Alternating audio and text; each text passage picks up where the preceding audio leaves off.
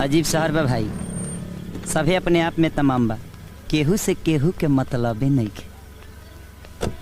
ऐसे में तहार का हुई बेटा साजन, ना केहू के जाना तारा ना पहचाना तारा, मंजिल पता बा लेकिन रास्ता मालूमे नहीं खे। अब ऊँट कवना कगरी करवट ली भगवाने जानता है।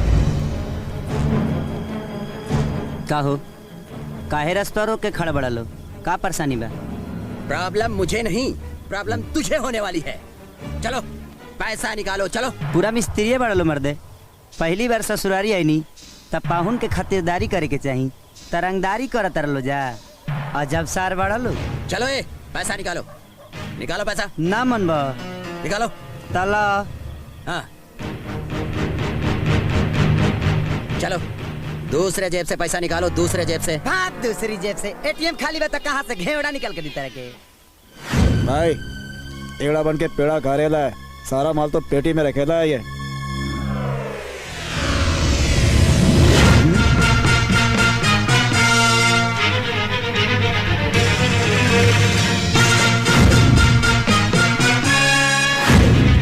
पेटिया दे दो, तहरा काम के में कुछ नहीं खे। आजा ले ले ले ले ले।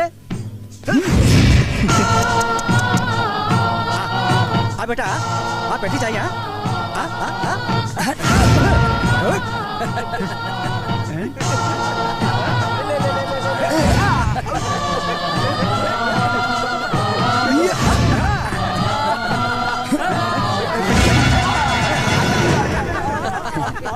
लागत है सारे हमारा कनारी समझे तरंजा, अपने आप के चैंपियन खिलाड़ी समझे तरंजा। गलत फहमी दूर कर रही के पर।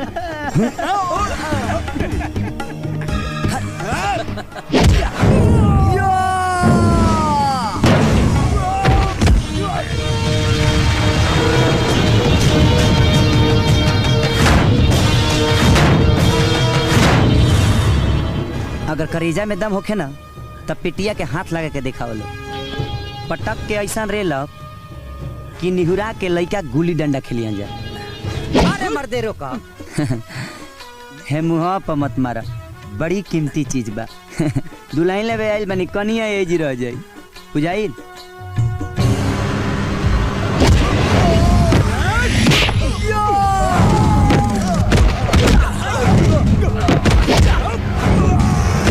मर्दे रोका रोका पहलवान, हई इतना बढ़िया बॉडी सोडी बनले बड़ा, कोनो अच्छा काम कर। हई कुली के काम करे खातिर तहार देह नइखे बनल, ठीक बा?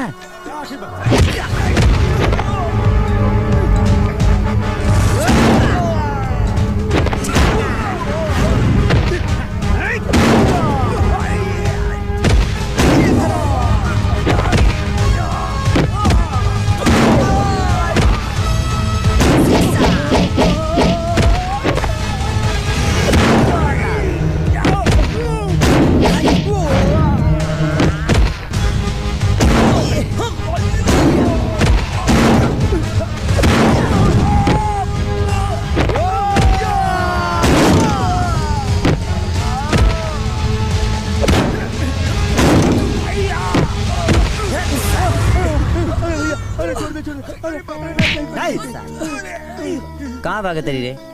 कितना पसीना बहानी तहनी के चक्कर में। हाँ?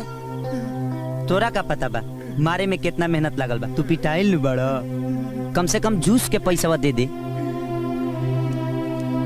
दे चल निकल चल। साला चुराले ने किस रे? ए मर्दे, ए तू आदमी हवा की पैजामा हो? तनी ठीक से बोला। हमार कहे के मतलब ही न रहे, सारा पैसा तो तू दे देला, आज पेटी के खातिर इतना बवाल केला। आखिर कवन कीमती सामान है पेटी में? इमे हमरा माई के अरमान, हमार प्यार, हमरा बाबूजी के कुर्बानी कैद बा। ई बात तू ना समझ पाईबा। लागता बड़ा उम्मीद लेके आयला है शहर में, रहे के कोनो ठिकाना बा? अभी तक तो नहीं खे। हमरा साथे रहबा? अरे यार, ऐसे बढ़िया बात का हो सकेला हमरा खातिर। चला। चला।